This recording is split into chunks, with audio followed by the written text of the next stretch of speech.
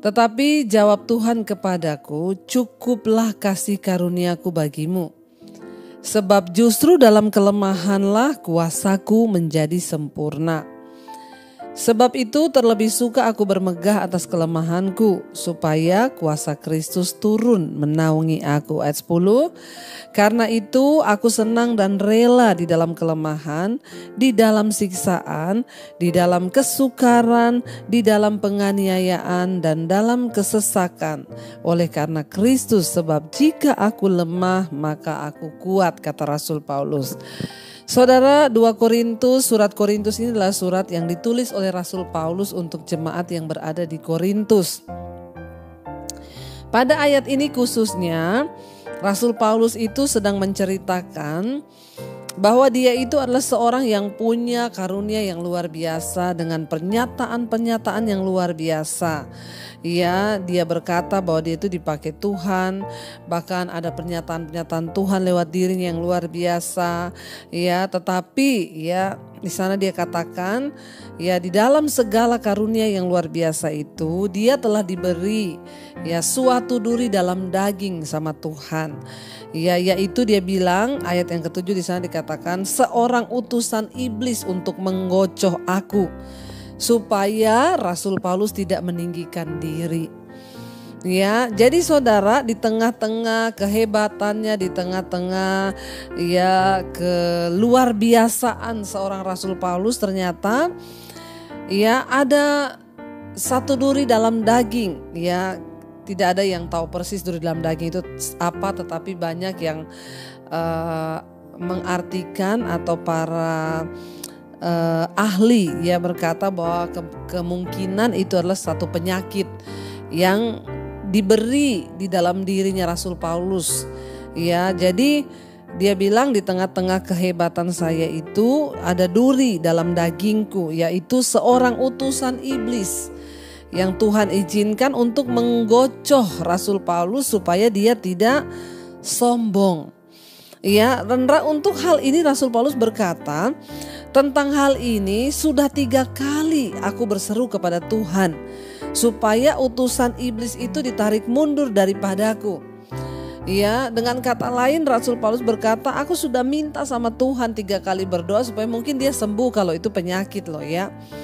Tetapi dia bilang ketika dia meminta supaya utusan iblis dalam hidupnya itu diambil sama Tuhan, ya Tuhan menjawab dia. Nah, ini ayat 9 kita yang kita baca hari ini. Tetapi Tuhan menjawab kepadaku, kata Tuhan ini, cukuplah kasih karuniaku bagimu. Sebab justru dalam kelemahanlah kuasaku jadi sempurna. Sebab itu Rasul Paulus bilang, terlebih suka aku bermegah atas kelemahanku supaya kuasa Kristus turun menaungi aku. Dengan kata lain, kalau tidak ada duri dalam dagingnya Rasul Paulus itu, mungkin dia sudah sombong. Dia berpikir bahwa semua pelayanan yang dia terima, karunia yang dia punya itu karena kehebatannya. Tapi karena ada sesuatu duri dalam daging, mungkin itu penyakit atau sesuatu kekurangan. Pokoknya yang dia bilang itu adalah utusan iblis dalam dirinya. Ya, itu membuat dia itu tidak bisa sombong dan merasa bahwa semua itu sudah dia miliki dengan kekuatannya. Seringkali ada hal-hal di hidup kita yang diizinkan Tuhan. Mungkin saudara sudah mengeluh, ya saudara sudah berdoa untuk sakit saudara sembuh. Ya, tapi mungkin Tuhan tahu kalau saudara disembuhkan, saudara lupa Tuhan. Ada orang-orang itu yang ya saya sudah berdoa Bu, tapi kenapa ya saya nggak sembuh-sembuh. Lah kalau saudara sembuh, saudara lupa Tuhan, saudara jauh lagi dari Tuhan. Jadi diizinkanlah sakit itu supaya kita ingat bahwa ya kita ini ada karena anugerah. Karena Rasul Paulus mengerti akan hal itu, dia tidak menyalahkan Tuhan. Coba kalau orang tidak mengerti, dia pasti akan, apa sih Tuhan itu? Kenapa saya ini kan hamba Tuhan? Harusnya hamba Tuhan tuh gak boleh sakit atau gak boleh gini. Masa hamba Tuhan ada utusan iblis dalam dirinya? Enggak, karena Tuhan menjawab Rasul Paulus, cukuplah kasih karuniaku tuh bagimu. Sebab justru dalam kelemahanmu lah kuasaku tuh jadi sempurna. Nah ternyata kelemahannya dia itu, utusan iblis dalam dirinya itu yang membuat dia itu terus merendahkan diri di kaki Tuhan, berharap kepada Tuhan sehingga Tuhan ya bisa menyatakan kuasanya. Kalau orang sudah merasa hebat, orang sudah merasa tidak punya kekurangan, kalau orang merasa dia sudah tidak ada sakit penyakit, sudah tidak ada pergumulan, maka disitulah dia akan jatuh.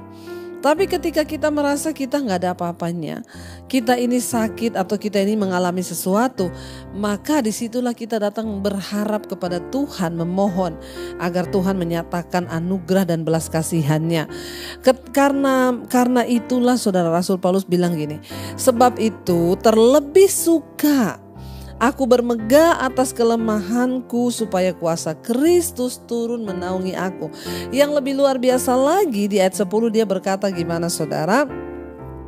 Ayat 10 Rasul Paulus bilang begini. Karena itu aku senang dan rela di dalam kelemahan, di dalam siksaan, di dalam kesukaran, dan di dalam penganiayaan dan kesesakan oleh karena Kristus, sebab jika aku lemah maka aku kuat. Ini sebuah pernyataan yang hanya bisa keluar dari mulut orang yang sungguh-sungguh sudah mengalami ketika dia lemah dia menjadi kuat.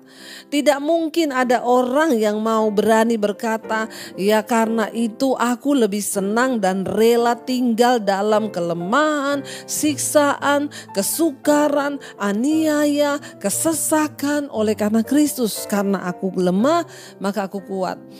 Kenapa ada statement-statement yang bisa keluar dari mulut orang atau hamba Tuhan? Karena dia sudah mengalami hal itu.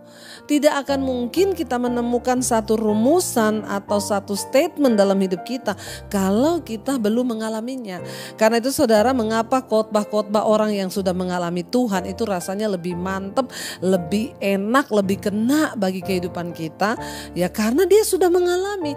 Dia mengkhotbahkan apa yang dia alami, apa yang dia hidupi, apa yang dia rasakan bersama Tuhan. Beda sama orang yang hanya berteori.